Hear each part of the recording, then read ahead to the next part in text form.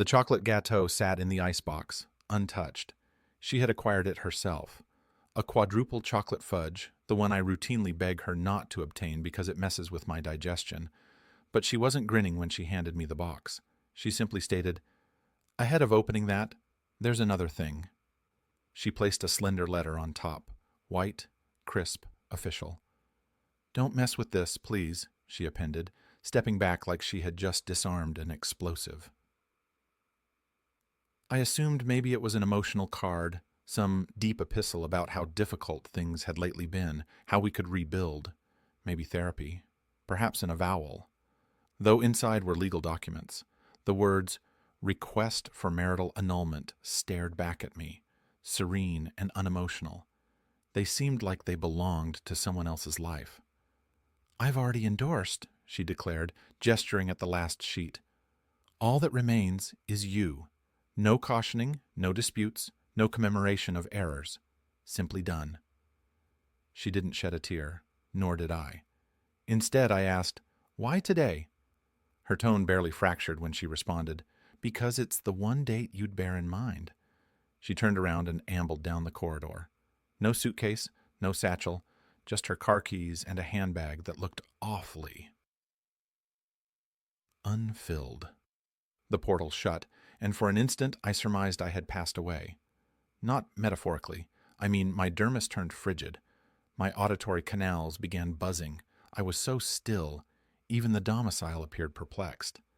That letter may as well have contained a death certificate, because whatever I surmised we were, whatever I surmised I was, just terminated before me. I sat back, not on a chair, on the floor. I stared at the cake, pondered eating it, contemplated hurling it, contemplated phoning someone, though I didn't budge. Hours elapsed. At some point, the sunshine disappeared and I didn't observe it. My telephone buzzed. Then again, 10 times altogether. 10 missed calls from individuals I hadn't spoken to in months, potentially years. Colleagues, old acquaintances, her cousin. Curiously, each of them left a voicemail. Each one altered everything. I didn't listen to the voicemails right away. At first, I simply stared at the notification. 10 new messages, all from digits I either scarcely recognized or had forgotten even existed. I assumed maybe it was a glitch. Maybe something had befallen her. And this was all part of a wretched misunderstanding. Perhaps someone had died, and this was her twisted method of processing grief. Though then I pressed play. The inaugural voicemail was from Silas, a guy I used to carpool with back when I worked nights in Hammond. I hadn't laid eyes on him in almost 4 years. He sounded unsure. "Hey, Gideon, not certain if this is still your number, though. Listen, I don't know if you and Delilah are still together, though I witnessed her last weekend and I surmised you ought to know. Never mind. Forget it." He hung up before completing. My stomach twisted. That alone would have kept me up all night, though I kept listening. Voicemail 2 was from Delilah's cousin, Eliza, the one she used to label a spoilsport.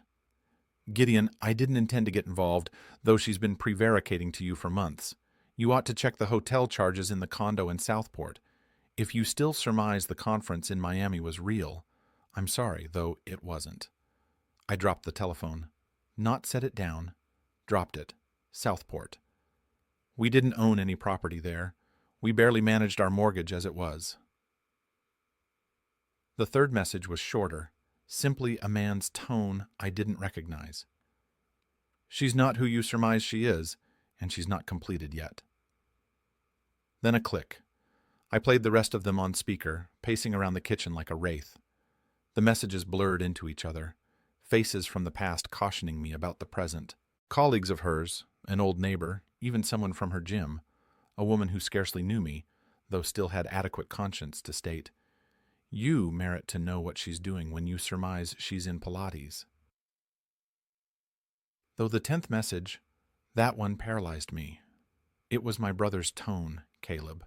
We hadn't spoken in nearly a year, not after that Thanksgiving catastrophe when he accused Delilah of being a manipulator and stormed out of dinner. I defended her, told him he was bitter and paranoid, cut him off, blocked him, though now here he was, Gideon, I know I'm potentially the last individual you intend to hear from, though I've been sitting on this too long. I ought to have told you months ago. There's a man named Nolan, works at some boutique agency near Broad Ripple. She's been seeing him behind your back, and I'm not guessing. I shadowed them. I witnessed it myself. I have photographs. He paused, then stated something I'll never forget. She told him she was simply waiting for your birthday to render it official. Stated it would be symbolic. She even laughed about it. I sat down on the floor again. Same spot, same frigid tile under my legs. This time I didn't stare at the cake. I stared at myself reflected in the black screen of the oven. I didn't shed a tear. I didn't yell. I simply stayed very, very still. And then for the first time in years, I let a part of me ask the query I always shoved deep down. Had I really ever known her at all? The peculiar thing was the pain didn't come in one colossal wave like I anticipated. It came in small, humiliating ripples. The time I paid for her weekend retreat while skipping my dental work. The Sunday mornings I brewed her coffee ahead of her Zoom calls. The way she'd come back from conferences with brand new shoes and state she discovered them on clearance. All of it. Lies layered over lies, wrapped in grins, and polished with unfilled kisses. The man I was that morning, the one sitting at the kitchen table in birthday pajamas, hoping for affection. He had been dead long before the papers arrived. She simply picked a day to bury him.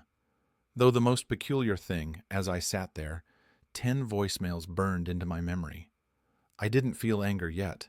I felt a challenge because if she was going to choose that day to terminate me, then I was going to choose that same day to commence again. She surmised I had no worth. It was time to demonstrate how incorrect she was, and it simply took 10 calls to accomplish it. I didn't slumber that night. I lay on the couch, not because I was too heartbroken to ascend into bed, though because the bed felt like hers. Everything did. The coffee machine, the essence of eucalyptus in the lavatory, even the darn throw pillows she insisted we acquire last Christmas. It all whispered her name like some cruel lullaby. By 6:00 a.m., I was still wide awake, my body exhausted, though my mind a tornado. I couldn't cease pondering what Eliza had stated in her voicemail, the condo in Southport. That wasn't simply a throwaway detail. That was something I could verify. So I commenced excavating. I knew she utilized the same 3 passwords for everything. I'd known it for years, a combo of her old college ID, her dog's name from childhood, and the digit 14, which now that I reflect on it, was my birthday.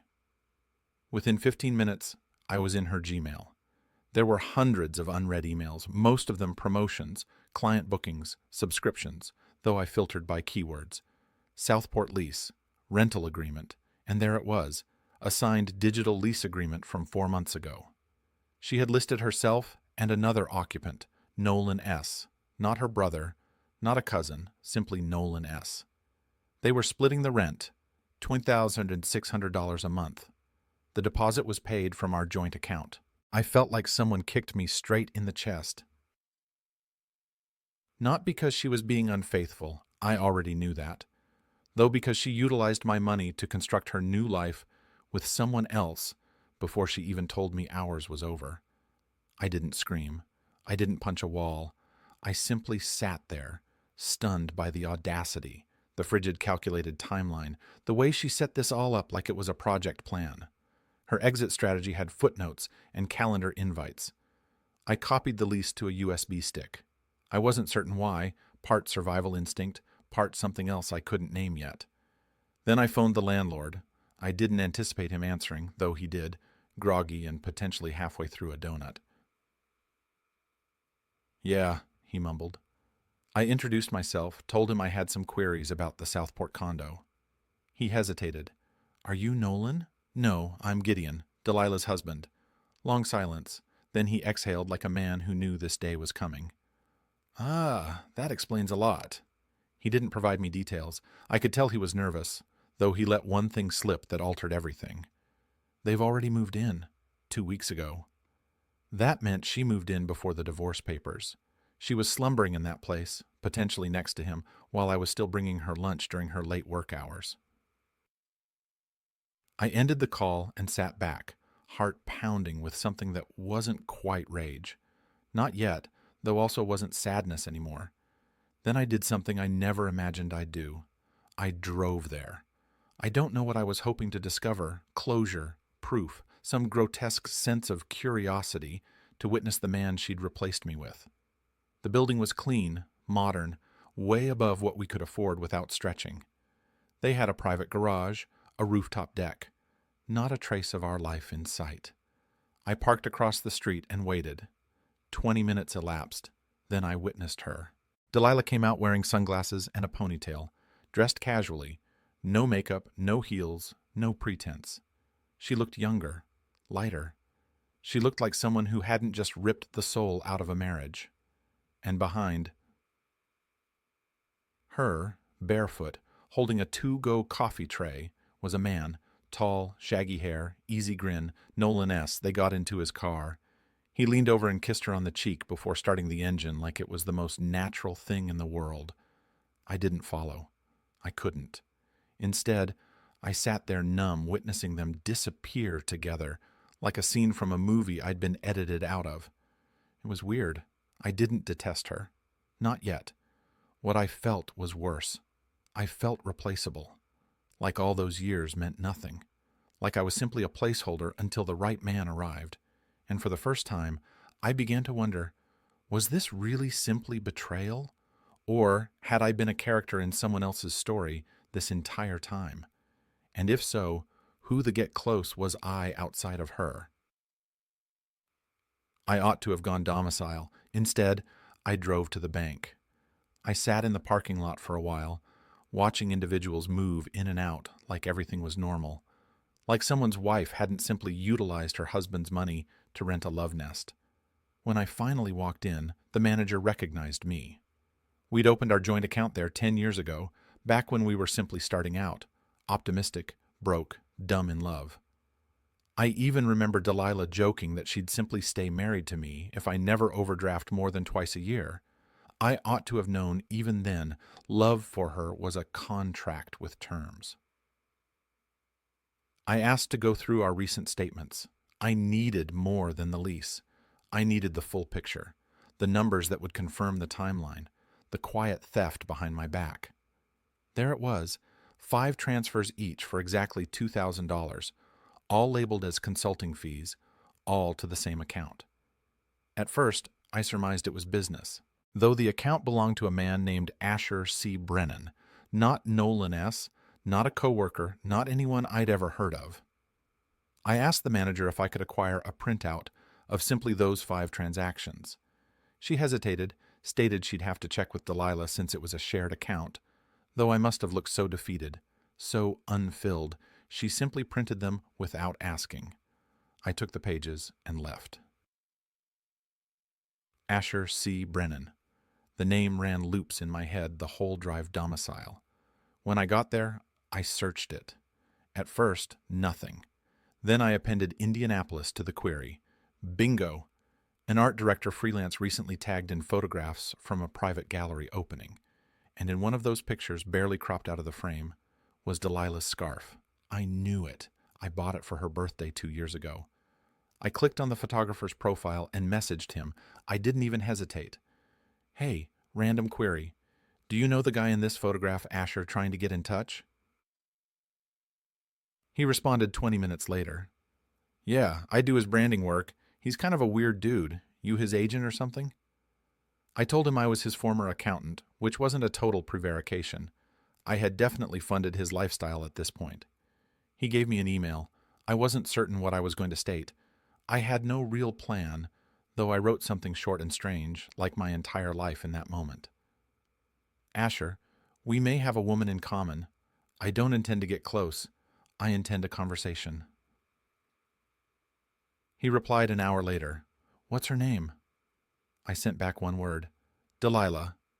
The dots appeared almost immediately. You're her husband? I blinked. Wait, you didn't know about me? I surmised she was divorced already.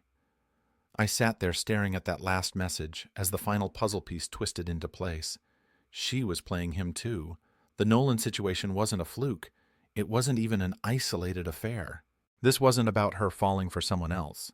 This was a pattern, a game.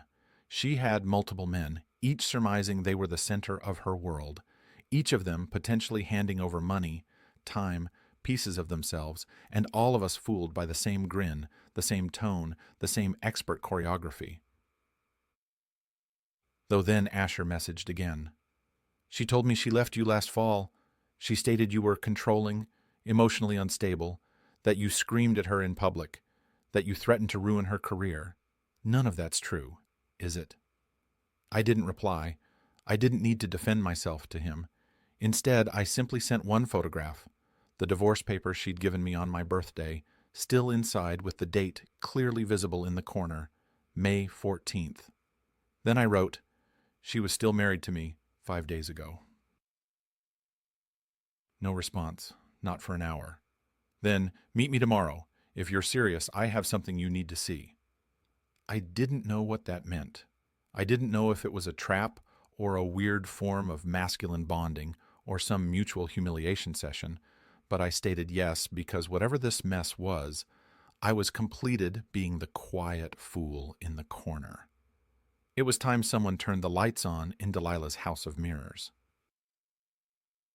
We met at a place neither of us belonged in, a rundown diner just off I-65 where the 4 Formica tables were chipped. The air smelled like fryer oil and bleach, and the only individuals inside were truckers too tired to care who overheard their problems. It was neutral ground, anonymous. Asher arrived 10 minutes late. I recognized him the moment he walked in, not because I'd witnessed his photograph online, though because he looked like someone who'd been prevaricated to by the same woman I had. That look isn't something you fake. It's hollow, though sharp around the edges. He carried a black messenger bag and avoided eye contact until he slid into the booth across from me. No handshake, simply a nod. She told me you were an alcoholic, he stated quietly, as if still trying to reconcile what he was witnessing. I didn't respond. I simply watched him unzip the bag and pull out a folder. He slid it across the table. Everything's in there, he stated. Screenshots, messages, bank transfers, some voice memos, stuff she sent me, stuff she didn't know I kept. I opened the folder with hands that didn't feel like mine. Inside were printed screenshots of texts all between him and Delilah, some from months ago, some from simply 2 weeks back. And I recognized the tone immediately, the way she flattered, the way she twisted phrases just adequate to sound like emotional intimacy without actually stating anything. She told Asher the same things she told me in the beginning, word for word. I've never felt seen like this before. I surmise I'm finally free. My husband never supported me, not like you do. I kept flipping through. Then came the receipts, Uber rides she billed to a shared account, dinner tabs signed in her maiden name, then the audio. Asher handed me a pair of inexpensive earbuds and queued up a recording on his telephone. I didn't intend to record it, he stated, though we were in the car and I hit voice memo by accident. She was on the telephone with someone, another guy. You can hear it. I pressed play. At first, simply static, then Delilah's tone, light, flirtatious, barely above a whisper.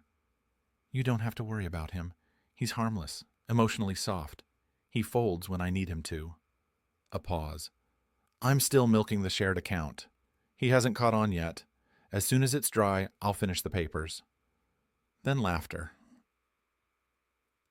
I took the earbuds out. Do you know who she was talking to? I asked, my tone lower than I anticipated. He shook his head. No, though it wasn't me. So there was a third one or fourth, or who knows. At this point, we were simply dots on her chessboard. Men who surmised we were kings when really we were pawns she slid into place for convenience. And yet the worst part wasn't that she was unfaithful. It was that she did it so comfortably, so professionally, as if betrayal was her fluency. I loved her, Asher stated, looking out the window, and I'm not ashamed of that, though I can't keep pretending she's simply broken. She's dangerous. He turned back to me. She told me she had a plan, that she was constructing her future with the right man this time. I surmised it was me. Though now I don't even surmise she cares who the man is, as long as he gives her what she wants. I didn't state much after that. He left first, handing me the folder like it was a file in a court case neither of us had asked to be part of. I stayed in the booth long after he was gone, ordered coffee I didn't drink, watched rain start to blur the parking lot outside, and for the first time in my life, I asked myself a query I'd never dared to before. What if Delilah wasn't broken? What if she was simply skilled at this, because it was becoming more and more obvious? I wasn't the only man she had fooled, though I might be the only one left with proof, and that meant one thing: she'd be coming for me next. 3 days elapsed after the meeting with Asher, and silence hung over everything like a gas leak. You can't witness it, though you know it's going to blow. I didn't text Delilah. She didn't phone me either. I didn't anticipate her to. I figured she was too busy pivoting to her next victim or rewriting the narrative, though what I didn't anticipate was the email, not from her, though from my boss. Subject line, need to speak urgently. I surmised maybe they needed documents for payroll or something small. Though when I walked into his office, he was pale, laptop open, a screenshot pulled up, and in it a paragraph written by my wife, sent from her personal account to my entire department. The email accused me of emotional abuse, stated I was volatile, erratic, deeply unstable, claimed I had a pattern of manipulation, that I made dangerous threats after she asked for a divorce. She stated she was concerned for her safety and intended it on record in case she needed to involve authorities. I could barely speak. My boss didn't state much.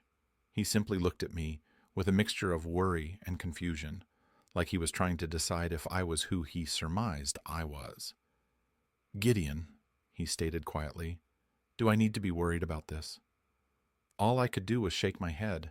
I told him it wasn't true, that we were splitting, sure, though I'd never laid a hand on her, never even raised my tone, that she was the one who blindsided me, that she had other men, lies, layers of deceit. He didn't respond to that. He simply sighed and closed the laptop. I left work early, not because I was in trouble, at least not officially, though because I realized something terrifying. She wasn't simply ending the marriage. She was erasing me, replacing the real me with a version she could control even after walking out the portal. And the worst part, some individuals would believe her because the first tone individuals hear is often the one that sticks. And she had fired the first shot publicly, strategically. I wasn't angry. I was dismantled. My identity, not simply as a husband, though as a person, was now under query. And the weapon she utilized, words, simply words, so clean, so damaging. That night, I sat at my kitchen table, same spot, same silence, and opened the folder Asher had given me again. I needed to surmise like her.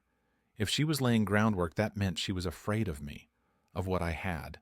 And that gave me something back I didn't even know I'd lost: leverage. I uploaded everything Asher gave me: audio texts, screenshots, receipts, created a private folder online, password protected. Then I appended my own: our joint bank statements, the lease to the Southport condo, copies of her business emails I backed up months ago without even thinking, not because I intended revenge. I didn't. I intended truth, proof. I needed something solid in case this went legal. And part of me, I'll admit, intended her to know I wasn't the fool she surmised I was. Then I phoned the only individual who might still be neutral: Eliza, her cousin, the one who left the voicemail about the hotel. She answered after 2 rings. I didn't ask how she was. I didn't waste time. She sent an email to my work, called me abusive. Eliza didn't sound surprised. She exhaled, not shocked, not outraged, simply tired. She stated she'd do that, Eliza stated quietly.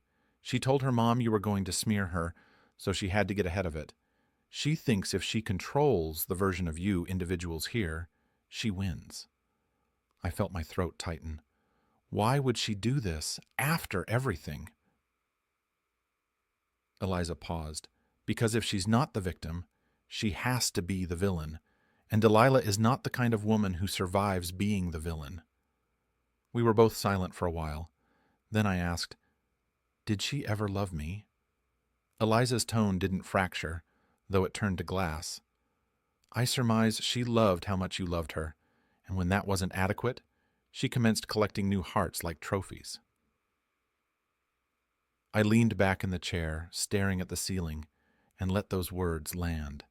This wasn't simply betrayal. This was reputation arson. She wasn't leaving me. She was making certain no one else ever intended me again. A slow, elegant social execution. Though I had something she didn't know yet, and it wasn't a folder, it was clarity. And with that, I knew this story wasn't over, not by a long shot. I waited 4 days before I did anything, not because I was scared, though I was, though because I needed time to surmise like her. Delilah didn't play for reconciliation. She played for narrative. And if she intended to turn my silence into guilt, I would utilize her noise as fuel. I wrote something I never surmised I would. Not a blog post, not a text, an open letter, simply 3 pages, 1 tone, no rage, no venom, simply facts. I labeled it My Side of the Story, and I didn't post it anonymously. I signed my full name, uploaded screenshots of financial transfers, included voice logs with identifying timestamps. I blurred Asher's last name, though quoted his words with permission. I rendered it personal, yes, though not emotional. I didn't paint her as a monster. I didn't beg for pity. I told individuals how it commenced, how I discovered, and what I discovered, and then I posted it on Reddit first, then LinkedIn, then Medium. I didn't anticipate traction. I simply needed my tone to exist somewhere beyond her version. I left comments off, no debates, no drama, simply light. It blew up by noon, hundreds of views, then thousands, former colleagues, shared it. One of her old classmates, someone I'd never met, messaged me stating, "I always wondered how she got away with it. Now I know." That night, I received an email from our old couples therapist. She hadn't witnessed us in 2 years, though she stated she remembered our sessions vividly. She wrote, "I always knew something was off. You kept trying. She kept performing. It shouldn't have felt like victory." Though then came the real twist. I was walking out of the grocery store that same night when a man approached me in the parking lot. Hoodie up, sunglasses. Hut. He moved with a strange mix of nervous energy and calculated calm. "Gideon?" he asked. I tensed. "Yeah." He pulled off the sunglasses. His face was weirdly familiar, though I didn't recognize him. "My name's Julian," he stated. "You don't know me, though I know your wife." I didn't speak, simply watched him. He continued. "She dated my brother last year while she was still with you. His name was Isaac. She told him she was divorced, that you were abusive, that she was rebuilding her life. He believed her. She moved into his place for 6 months." I swallowed. 6 months? He nodded. "Then she disappeared, left a note stating she needed to focus on herself. Isaac discovered a week later that she'd already moved in with someone else. Different guy, same story." My legs were locked in place like I'd been cemented to the asphalt. He pulled out his telephone and demonstrated me a photograph. Delilah, grinning at some event, her hand wrapped around a man who looked uncannily like me. Similar build, similar hair, same kind of laugh in his eyes. "She has a type," Julian muttered, "men who remind her of you. Or maybe men who replace you just adequate."